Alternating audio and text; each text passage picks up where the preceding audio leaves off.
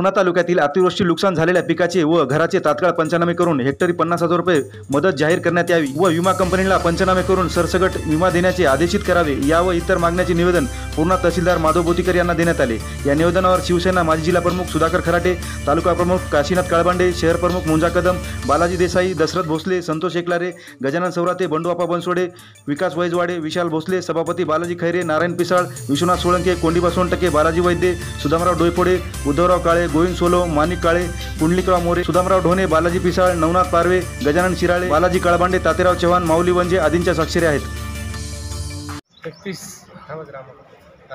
तारखेपासून ते 3 तारखेपर्यंत जे काही निसर्गाने अतिवृष्टी केलेली आहे, झालेली आहे, त्या अतिवृष्टीच्या संदर्भानं परभणी जिल्ह्याच्या अतोनात नुकसान झालं।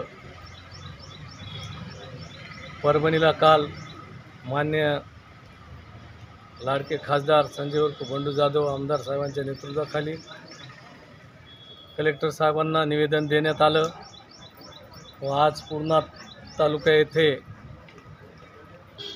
अतिवृष्टीमुळं झाकलेल्या नुकसानाच्या भरपाई संदर्भानं तात्काळ पंचनामे व्हावेत।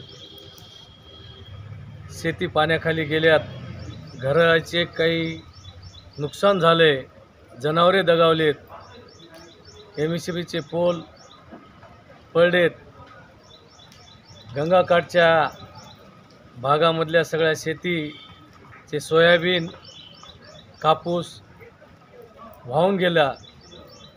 अशा परिस्थितीमध्ये तात्काळ शासनानं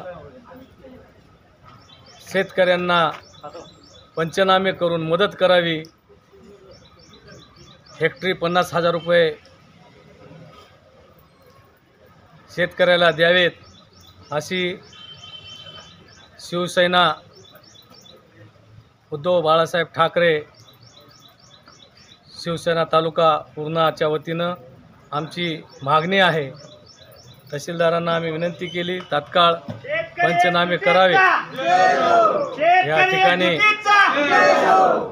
या ठिकाणी शेतकऱ्याचा